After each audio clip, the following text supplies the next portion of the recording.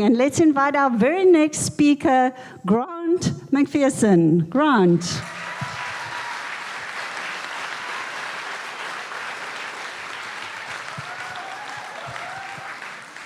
I can't wait to hear how he accidentally became a cult leader. Grant. Thank you so much. Cool. Do you need to adjust this? Can everyone hear me? A little bit up? Okay, great. Ready?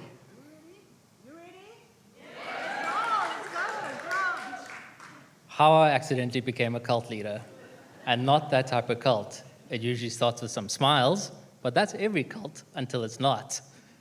This cult has 4 wheels and a toaster for an engine.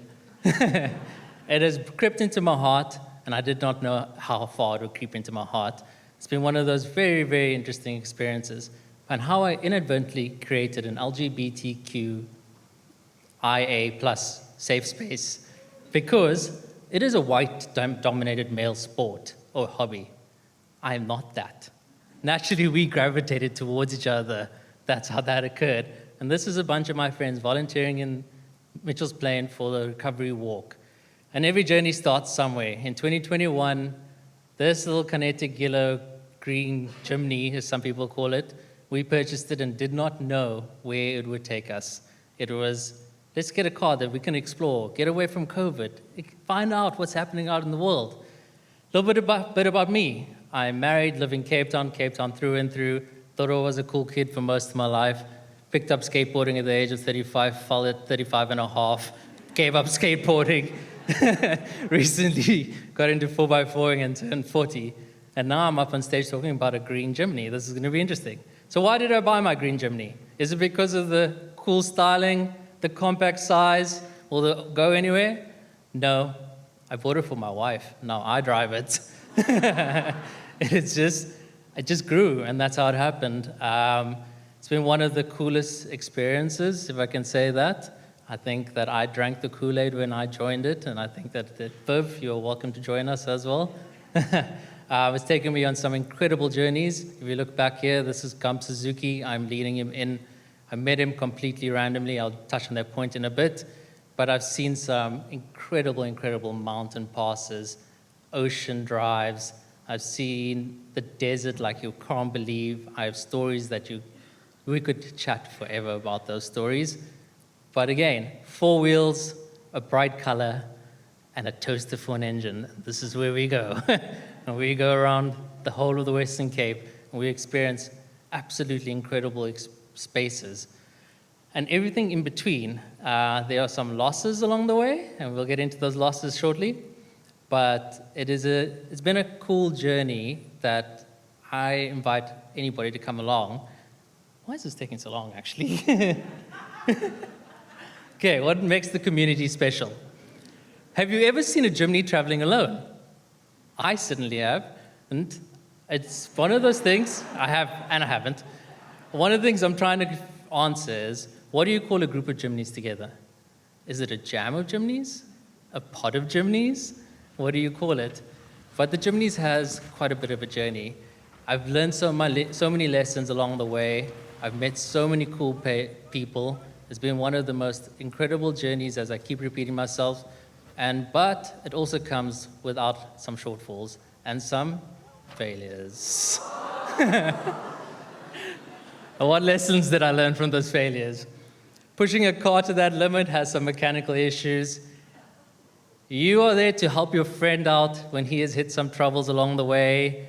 Side note, a Jimny pulled that out of the river.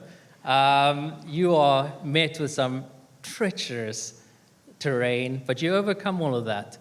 And then personal growth. I've learned to become resourceful, resilient, self-reliant. I was a city boy.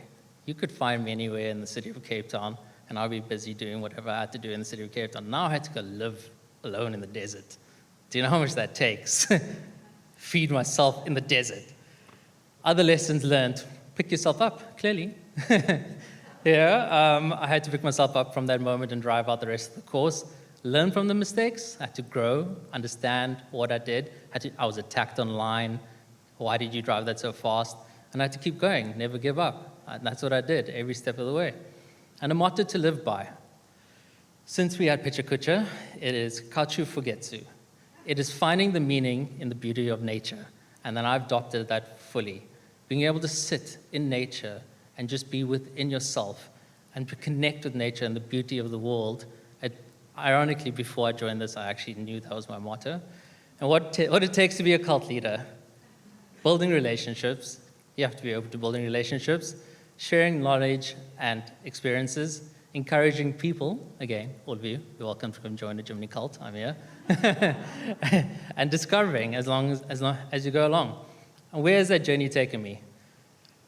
I saw a guy online Sunday evening, and he looked cool, and I said, I'm coming to bride for you. He ended up being Suzuki, and I bride for him on the West Coast. I think I'm in a video with 1.8 million views on TikTok and about 1 million on Instagram. And it was a cool journey just leading him through Cape Town. I now can't stop anywhere without being going, hey, aren't you the guy that actually bride for Suzuki? And I'm like, oh yeah, I did actually. And future plans. He inspired me to go overseas, but not by catching a flight, by crossing the borders. I've never crossed the borders in Africa. How could I call myself African if I've never crossed the border? So that's my inspiration. And then staying the course. It's been interesting being a cult leader.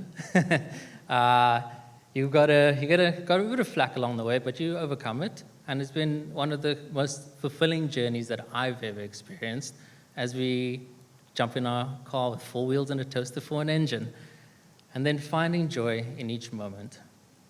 I choose sunrises over sunsets now because you're quiet in nature. I choose the off the beaten track.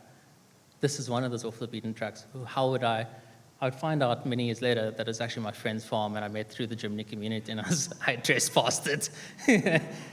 And then being an accidental cult leader. How to be one? You've got to inspire others. You've got to build a community. You've got to be open to inviting random people along, and then to create a safe space, because you don't know what the journey people are going through at any given time. So I have a range of people that are joining on different journeys, and that's it. Thank you very much.